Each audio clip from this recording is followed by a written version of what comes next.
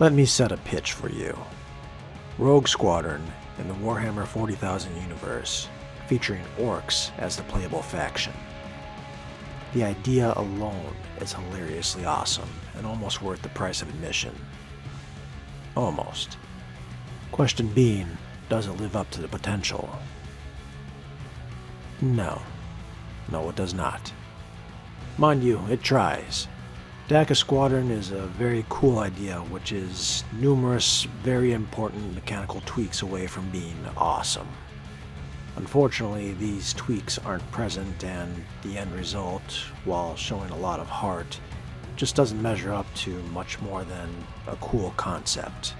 But let's back up. It is the 41st millennium, and there is no peace among the stars. For in the grim darkness of the far future, there is only war! You play an orc flyboy, and for those who aren't familiar, orcs in 40k are like if you took your standard meathead, gave them no other greater drive or motivation other than to fight, and then cranked that up to 11, smashed the limiter with a rock, and cranked it even further to 23. Their secondary motivations usually amount to make things go boom, or go really fast, among similar traits. They are big, they are mostly traditionally stupid, with an often simple yet effective cunning.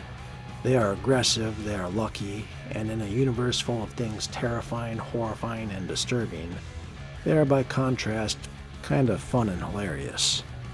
And as a fresh-faced new flyboy starting amongst the lowest of the low, you get to see the full force of orky politics presented in glorious, if sometimes slow and overly wordy, fashion. See, orcs have this fun little thing where they fight everyone. And I do mean everyone. Another species? Yep. Other orcs? Damn right. Someone else within their clan? How else do you think they decide who's boss of who? It's been said that if all orcs stopped fighting each other and turned to the rest of the galaxy, they'd be unstoppable. And that is certainly portrayed well here because most of the fighting you'll do is against other orcs you're bringing to heel, some of the biggest boss fights being those within your little war band so that you can take over their spot as boss. There's some other twists along the way, but that's really the meat of what this title's about. Now, how does it play? That's where things start going off the rails. At a base level, it works a bit like Rogue Squadron. You select an aircraft and a mission which consists of numerous objectives within an arena which you are pressed to complete with a relatively simple and arcadey flight controls shown from a third-person perspective. That's about where the similarities end. First, we'll get into aircraft selection. There's numerous orky contraptions you're able to choose from, including a couple looted aircraft courtesy of Necrons and Imperials, but individual aircraft don't tend to matter so much as class. See, there are three classes of aircraft: the Dakka Jet, Blitzabomber, and Burnabomber. The idea is relatively simple and decent on paper. Dakka Jets are fast and agile and carry a lot of guns. Blitzabombers are a little heavier and slower, carry less guns, but add in rockets and turrets and can dive bomb targets. Burnabombers are the heaviest and slowest, but carry a lot of bombs and rockets and have a bombing mode.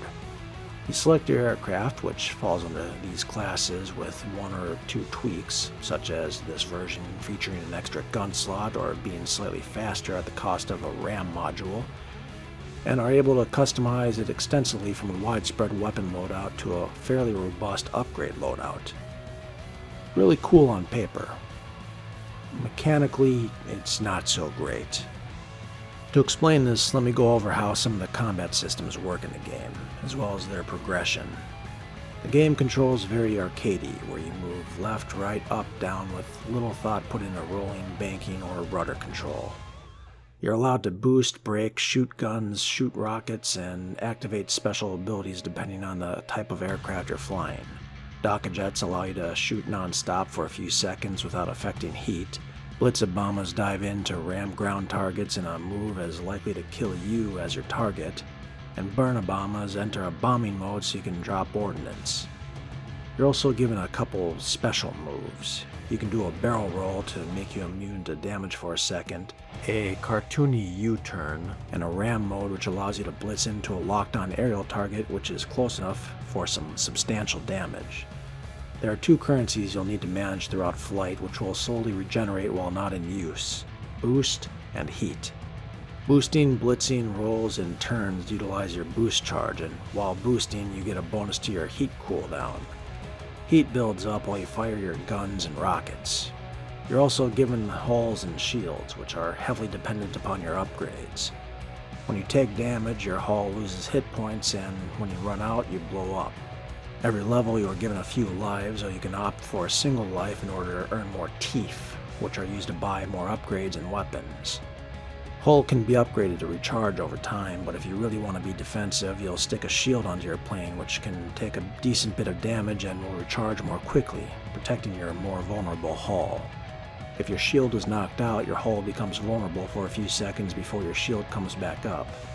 Guns, meanwhile, come into a robust variety of machine guns, shotguns, and lasers, which each offer different levels of damage, accuracy, armor piercing, etc., with most weapons being fairly spray and pray except lasers, which eat up your heat and take a bit to spool accurately, but can melt most enemies. Rockets are more useful for stationary ground targets, but can be utilized in the air as well. Upgrades in turn work by feeding in the stats, giving you certain modules, increasing certain damage types, and helping with heat and boost mitigation as well as speed and armor depending on the modules you choose. Altogether, it makes for a fairly robust system to allow a ton of customization. So, what's the problem? Well, Dakka jets, for starters, are fairly bare bones. They have the advantage of having lots of guns, but they have the least amount of boost and the worst heat mitigation. Just as important, they can never have a turret module, thus can never have shields. They also have, by far, the least weight capacity. The result is, even if they are the fastest without boost and can have the most guns, they tend to be the slowest aircraft with the least agility. Their damage output is at best inconsistent since you will overheat in seconds, and it will be easy pickings for enemies with any sort of laser weaponry, which makes them a chore to fly past the early game. They also won't be able to use the best guns even if they have more of them because of the amount of weight they take up. Blitz-bombers have less gun, but come with rockets, more weight, and a turret module. This makes them far more robust, but still very limited because the weight limit is fairly extreme, especially with how heavy lasers and shields are. Which leaves the late game utilizing burn-bombers, whose heat mitigation, boost, and weight allows them almost free use of the many capabilities you can upgrade yourself with. And even then, you'll end up with some difficult choices with your weight limit. A big part of this, mind you, is how enemies in turn upgrade. At the start, it's fine. A bit of dedicated Dakka is all you'll need to bring down all but the most robust targets. Very quickly, however, enemies become much more dangerous. Not only are they packing more heat, but their armor becomes far more robust, to the point where anything but your variety of lasers just isn't going to cut it, and even all but the biggest rockets won't make a dent in most targets.